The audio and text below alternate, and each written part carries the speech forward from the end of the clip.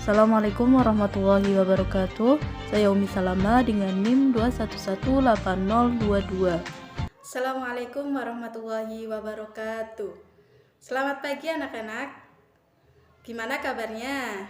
Alhamdulillah sehat semua ya. Semoga kalian selalu diberi kesehatan dan tetap semangat dalam belajar. Oke, sebelum kita memulai pembelajaran pada pagi hari ini, kita berdoa terlebih dahulu. Silakan ketua kelas memimpin berdoa. Ya, terima kasih. Sebelumnya Ibu absen dulu ya. Anissa Fitri hadir ya. Oke. Aprilia Hasanah hadir ya. Asep Kusnandar hadir ya. Oke. Jamilatus Solihah. Oke, ada. Rian Deriansyah ada ya. Semua hadir ya. Oke. Sebelum membahas materi yang baru, Ibu ingin mengulang pembahasan yang minggu lalu. Apa kalian masih ingat materi minggu lalu? Ya, betul sekali. Kemarin kita membahas tentang pengertian sholat dan zikir. Ada yang masih ingat sholat itu apa? Ya, Asep? Ya, betul sekali. Jadi sholat itu ibadah yang diawali dengan takbiratul ihram dan diakhiri dengan salam, dengan memenuhi beberapa syarat dan rukun tertentu. Ya. Ada yang tahu dalil perintah sholat? Masih ingat enggak? Ya, Anis? Iya, betul. Itu surat Al-Ankabut ayat 45. Masih ingat enggak bunyinya? Ya, lupa. Ya, enggak apa-apa. Jadi bunyi surat Al-Ankabut ayat 45 yang berbunyi wa aqimis shalah inna sholata tanha 'anil fahsya'i wal munkar, yang artinya dan dirikanlah sholat, sesungguhnya sholat itu mencegah dari perbuatan-perbuatan keji dan mungkar. Ya. Dan ada yang masih ingat materi zikir? Ya, zikir itu apa? Ya, Rian tahu? Ya, bagus sekali. Jadi zikir itu mengingat Allah, yaitu mengingat Allah dengan melafalkan pujian-pujian kepadanya dan dengan memuliakannya, seperti dengan membaca tasbih, tahmid, ataupun bacaan tahlil. Ya, bagus sekali ya, kalian masih pada ingat. Semangat belajarnya lebih tinggi lagi ya. Oke, kali ini kita akan membahas tentang hikmah sholat dan berzikir. Ada yang tahu hikmah sholat itu apa aja? Apa aja sih macam-macam hikmah sholat ini?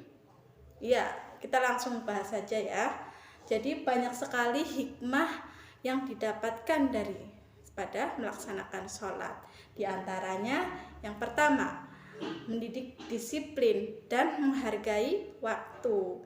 Jadi ketika kita sudah melaksanakan sholat, artinya kita itu sudah menghargai waktu. Kita gunakan waktu dengan baik, itu dengan melaksanakan sholat 5 waktu, ataupun bisa dengan sholat sunnah, ditambahi dengan sholat sunnah ya.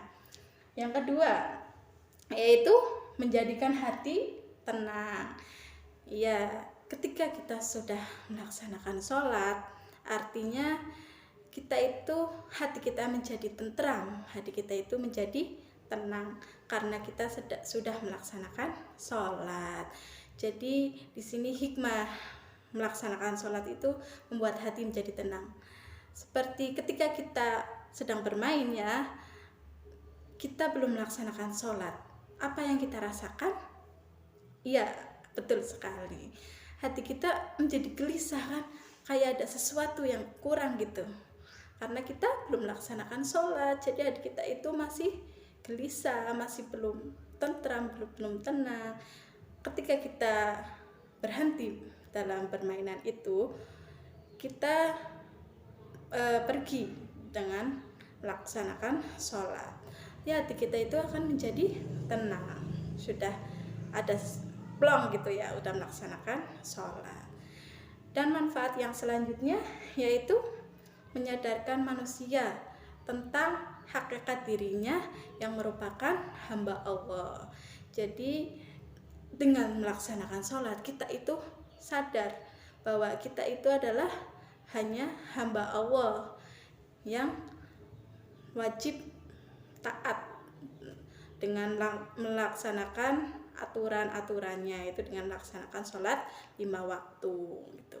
Dan yang selanjutnya yaitu menanamkan nilai tidak ada yang memberi kenikmatan dan pertolongan selain Allah semata. Jadi ketika kita melaksanakan sholat, semata-mata kita itu yang memberi nikmat, yang memberi pertolongan hanyalah Allah semata gitu. Yang selanjutnya yaitu sholat ini dapat menjauhkan dari perbuatan keji dan mungkar. Yaitu dengan melaksanakan sholat kita itu akan dijauhkan dari perbuatan-perbuatan keji dan perbuatan mungkar. Yang selanjutnya yaitu sholat juga dapat menjauhkan dari diri kita dari sifat sombong. Iya, betul. Jadi ketika kita melaksanakan sholat, hati kita ini senantiasa hanyalah hamba Allah. Jadi untuk berbuat sombong pun kita akan luluh, jadi kita tidak memiliki sifat sombong gitu. Ya, selanjutnya yaitu tentang manfaat zikir. Oh ya, sebelumnya ada yang ditanyakan dari hikmah sholat? Ya, ada? Ya, udah paham semua ya? Oke. Ini kita bahas materi selanjutnya, itu tentang manfaat zikir. Di sini ada beberapa manfaat zikir, yaitu salah diantaranya yang pertama, membuat orang lebih bersemangat dalam berusaha. Jadi ketika kita senantiasa selalu berzikir, artinya kita itu ketika berusaha, ketika akan melakukan usahanya, kita selalu ingat Allah, sehingga kita akan semangat dalam melaksanakan usaha, dalam melakukan usaha gitu. Yang kedua yaitu apa? Hati menjadi tenang. Ya, zikir juga salah satunya hati bisa menjadi tenang, karena hati kita selalu ingat Allah terus, ya, selalu melafadzkan lafadz-lafadz Allah, hati kita akan menjadi tenang. Yang selanjutnya yaitu bersabar dan ulet dalam menghadapi masalah apapun. Jadi ketika kita zikir, kita itu akan senantiasa memiliki hati, memiliki sifat sabar dan menghadapi masalah apapun nanti akan lebih mudah, karena kita itu hanya bergantung kepada Allah, hanya semua usaha yang kita lakukan semata-mata hanya karena Allah, ya. Yang selanjutnya yaitu mempunyai harapan-harapan hidup yang tersimpan dalam jiwa. Yang selanjutnya yaitu menjadikan diri kita ini semakin dekat dengan Sang Pencipta, yaitu Allah Subhanahu wa Ta'ala. Jadi ketika kita selalu berzikir, senantiasa hati kita itu diisi dengan lafaz-lafaz mengingat Allah, nanti hati kita ini akan semakin dekat dengan Allah. Jadi jangan kosongkan hati kita. Jadi kita harus mengingat Allah setiap waktu, ya. Dan yang terakhir ada menjadikan diri kita ini sebagai orang yang rendah hati dan tidak sombong. Jadi ketika kita berzikir, kita itu menjadikan hati kita menjadi rendah hati dan tidak memiliki sifat sombong. Nanti lama-kelamaan sifat sombong kita ini akan pudar dengan sendirinya, karena hati kita ini selalu mengingat Allah. Oke, ada pertanyaan? Ya, belum ada ya. Oke. Nanti Ibu akan menampilkan sebuah video tentang kisah teladan dari Nabi kita, Nabi Muhammad SAW, tentang sholat. Jadi nanti Ibu akan tugaskan kalian mengamati video, dan juga nanti Ibu akan buat kelompok. Nanti kalian menganalisis dengan kelompoknya, dan nanti dipresentasikan hasil pengamatan video kisah teladan ini ya. Oke, silakan bisa dilihat videonya. Sifat teladan Nabi Muhammad Sallallahu Alaihi Wasallam. Rajin sholat. Adik-adik, pada suatu ketika Nabi Muhammad Sallallahu Alaihi Wasallam sedang mengadakan majelis taklim di masjid. Para sahabat beliau mendengarkan dengan penuh perhatian. Namun, di tengah-tengah suasana yang hikmat itu, tiba-tiba datang seorang pemuda sambil menangis. Semua terkejut dibuatnya. "Wahai anak muda, mengapa engkau menangis?" tanya Nabi Muhammad Shallallahu Alaihi Wasallam. "Wahai Rasulullah, ayahku telah meninggal dunia. Aku tidak mempunyai kain kafan dan tidak ada yang mau memandikan ayahku," jawab si pemuda. Setelah mendengar cerita si pemuda, Nabi mengutus sahabatnya, Abu Bakar dan Umar, untuk melihat apa gerangan masalah yang menimpa pemuda itu. Setibanya di rumah si pemuda, Abu Bakar dan Umar menghampiri jenazah ayah pemuda itu dan membuka kain yang menutupinya.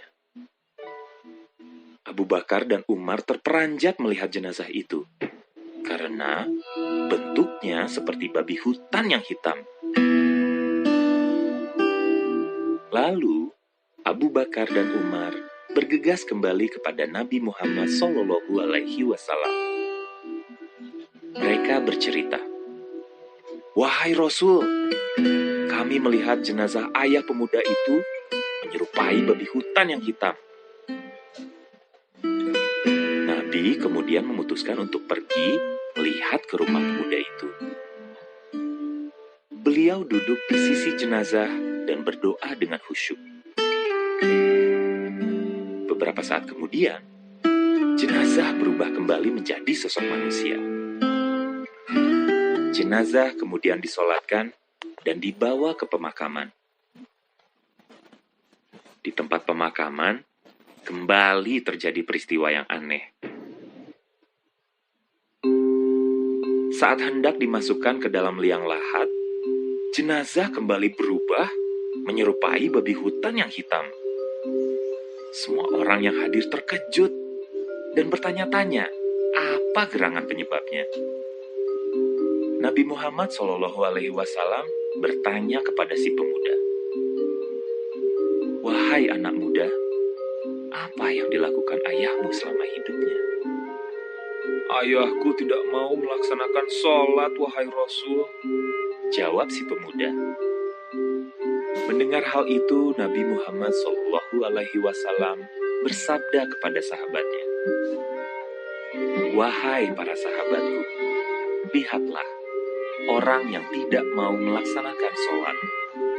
Di akhirat kelak, orang yang tidak melaksanakan sholat akan dibangkitkan dalam bentuk babi hutan yang hitam. Jagalah selalu sholat 5 waktu kalian." Adik-adik, Aisyah, istri Nabi Muhammad Shallallahu Alaihi Wasallam pun kerap melihat betapa tekunnya Rasulullah Shallallahu Alaihi Wasallam beribadah. Aisyah bahkan pernah bertanya kepada sang Nabi, "Wahai Muhammad suamiku, mengapa engkau begitu taat beribadah sampai tak mempedulikan kakimu yang bengkak? Padahal, bukankah Allah Subhanahu wa Ta'ala telah merahmatimu?" Lalu Nabi Muhammad Shallallahu Alaihi Wasallam menjawab sambil tersenyum kepada istrinya itu, "Aku hanya ingin menjadi hamba yang bersyukur."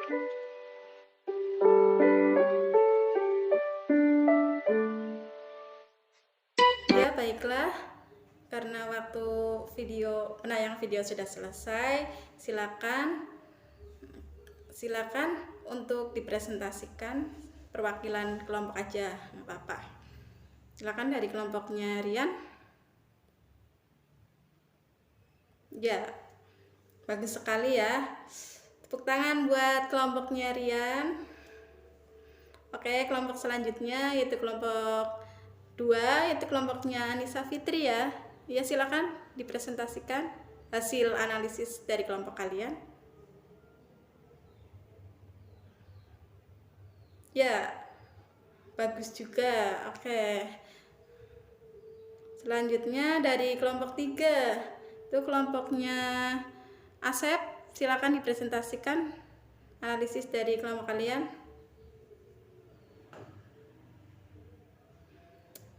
Oke, terima kasih. Sudah bagus semua ya analisis dari kelompok masing-masing. Jadi kalian sudah tahu ya, sudah bisa membedakan tentang sholat yang tentang keteladanan dari sifat Nabi, dan orang yang tidak melaksanakan sholat itu seperti apa, dan orang yang rajin sholat itu seperti apa juga. Jadi kalian sudah paham ya, sudah bisa menganalisis dari video ini. Oke, mungkin kesimpulan dari pembelajaran pada pagi hari ini,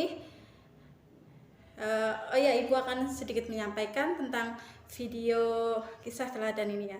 Jadi ketika orang yang tidak melaksanakan sholat nanti akan dibangkitkan dalam bentuk berupa babi hutan yang hitam.